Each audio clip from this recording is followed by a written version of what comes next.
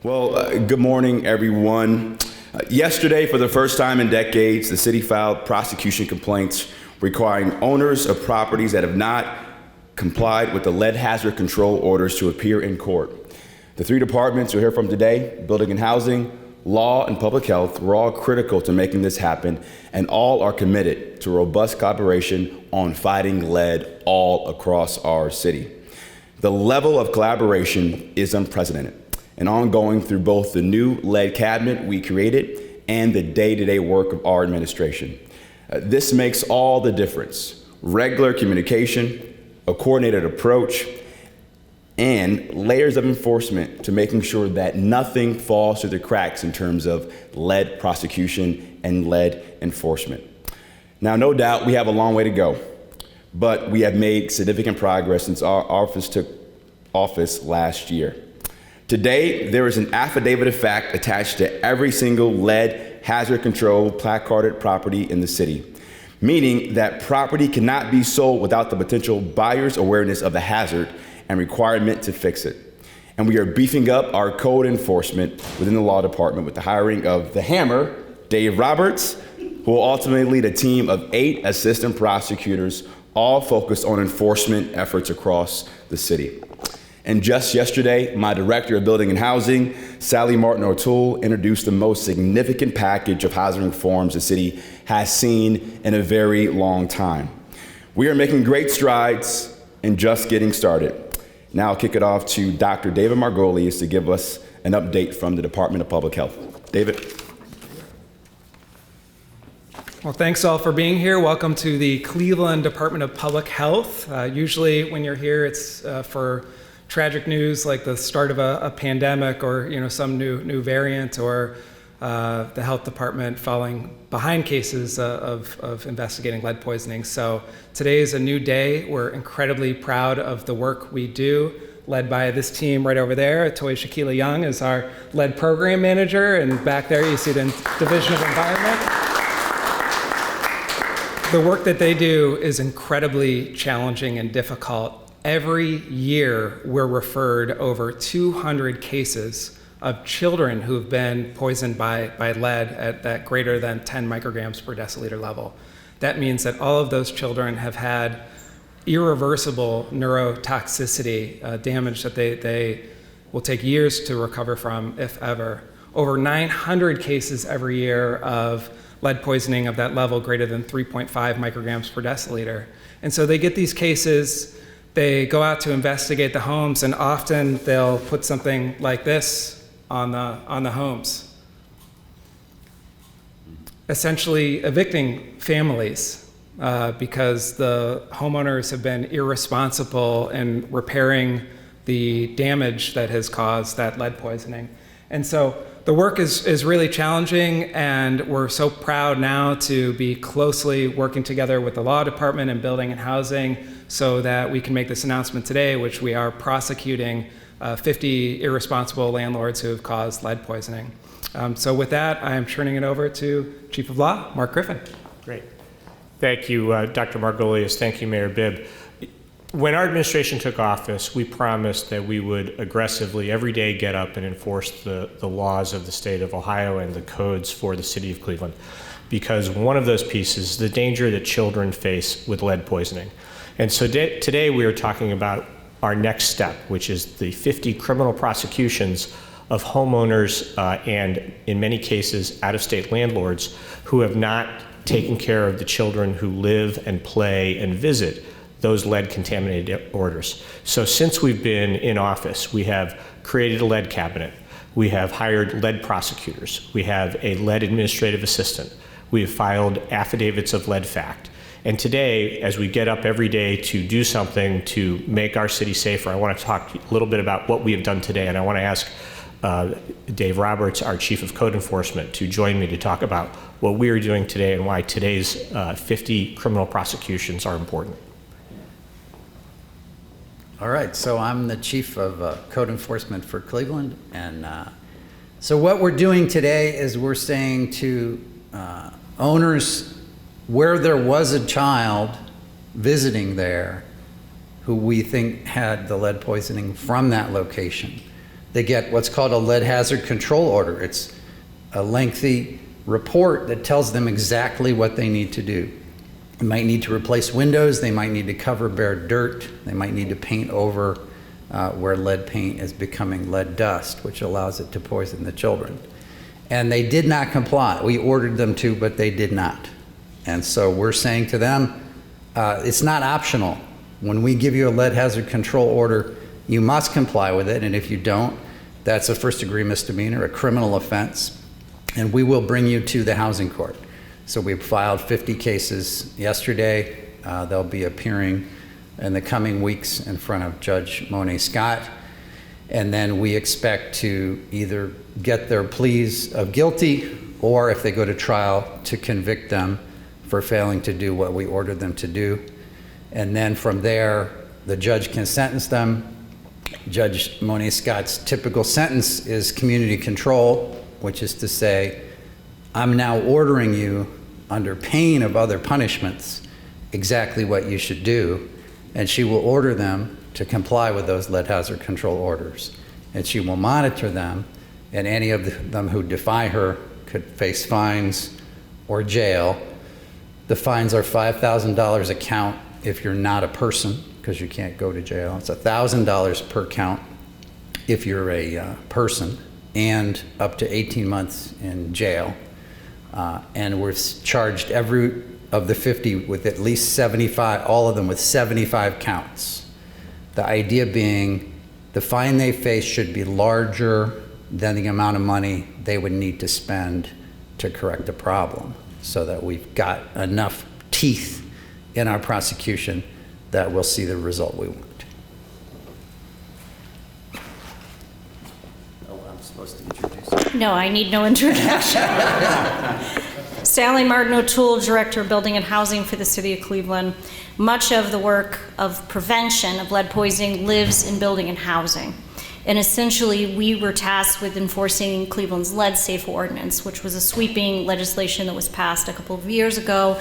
And our shop is doing just that, led by Karen Detmer, who is a miracle worker in some respects on lead. And she definitely is a subject matter expert. So one of the things that we're doing in building and housing is taking a hard look at all of our legislation to tweak it to drive better outcomes, including lead compliance. And so what was introduced Monday night is the Residents First legislative reform package, which many of you may have already seen, but this amends about 23 sections of the code, and it adds new sections of the code. And a lot of this will tie back into lead. So we're reforming rental registration to make it more emphatic about lead safe clearance needing to be a part of that for you to be able to safely rent your rental property. We're also looking at a vacant building registration ordinance that combines a type of point of sale that will require lead clearance before the home could be reoccupied. So we're very serious about not having children remain poisoned in Cleveland. It's happening too often. As you heard from our Dr. Margolius, absolutely awful outcomes for those children later in life, and we've all heard those stories. So I think what you're seeing here is a collaborative approach between city departments, which may not have always happened, and you're seeing a collaborative approach with outside subject matter experts. The work that we've done on Residents First has been a collaborative effort with not just internal city departments, but external stakeholders and subject matter experts. So we're listening to what's happening on the ground, and we're taking action. So that, you know, it's all part of a package that we're all working for children in Cleveland. Thank you so much, Sally. In closing, I want to just say this. When I was running for mayor over 3 years ago, I had a very candid conversation with one of the leading activists on this issue, Yvanka Hall. And she told me at the time, in her opinion, that the lead crisis for our children and Cleveland's families was public enemy #1. And I took that to heart. We took that to heart by hiring the first ever lead czar in our administration, which Karen has been doing a fantastic job leading that effort. And we're taking that to heart with this all-of-government approach to make sure that every single department in our administration is fighting this vexing policy issue, because we have a moral obligation to always fight for Cleveland's children in Cleveland's families. So we're excited about the progress we've made. As I said in my opening comments, we have a long way to go, but I think we're sending a strong message that we are going to be proactive and break down silos to make sure we hold people accountable to protect all of Cleveland's neighborhoods. Now we'll take some questions. Yes? Hi, is there one landlord in the bunch of these cases that you're charging? You want to talk about the folks who are going to be charging against it? Of the 50, there's actually 48 distinct owners. Only 2 have multiple properties. Are the majority of these LLCs, or are they human entities? There's a mixture. Can you go up to the microphone? There's a mixture. I think there's close to 20 that are LLCs or corporations, and then the balance are natural persons. Are you anticipating any maneuvers on their part to sort of dodge the charges or get out of this? Well, I mean, everyone who's brought to court if they hire a defense attorney, they're going to try to find a way to prevent us from proving their guilt, but we're ready for that. Are these homes scattered throughout the city, or are they sort of concentrated in a certain neighborhood? They are throughout the city, although if you do look at, obviously, this kind of condition tends to happen in neighborhoods that aren't as well off, right?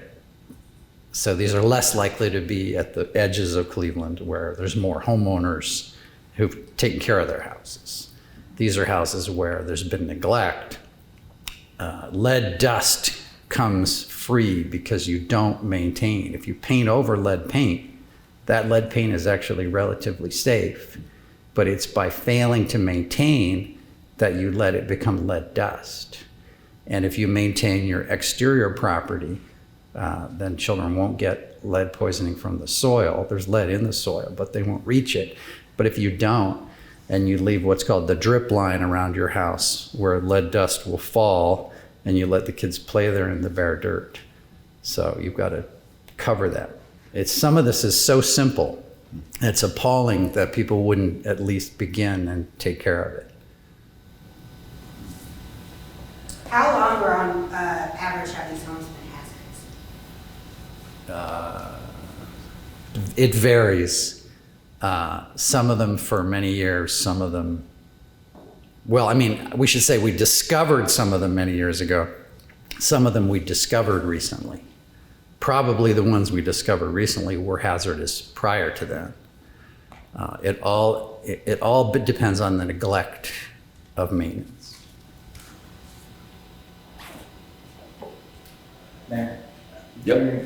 during your campaign, you sort of like began instead of like, I don't know, like sort of outed and lied and Yeah. in a certain way. I wonder, with this new code enforcement, there's legislation and what's happening today, how do you anticipate like companies like Home Life will respond?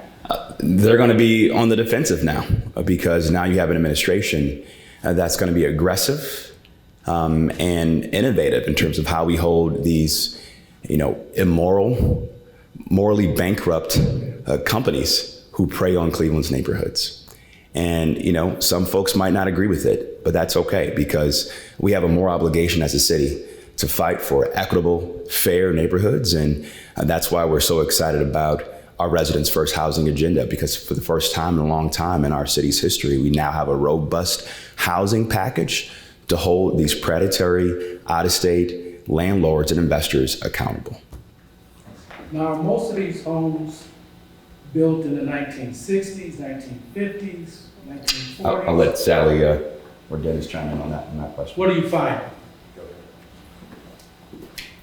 So we know that homes built before 1978 could have a lead risk hazard. What we find is the older homes. What we have in Cleveland is largely century homes. Many, many homes were built more than 100 years ago, and that's where we see the most poisonings. And from our property survey, we've also documented where all the peeling paint is in the city, what a lead risk score is for each property. So we know most of them are clustered on the southeast side of Cleveland, and that's very unfortunate, but as Dave said, where properties have not been maintained. And so having a systematic code enforcement process, which is what we intend to launch, is going to help with all of that and raise all the properties to a higher standard. The other thing I think that we haven't noted in this conference is there's a lot of money out there to help people fix their homes, and I think that can't be understated. So we work with the Lead Safe Cleveland Coalition. They're managing a $100 million fund to help people get their homes lead safe.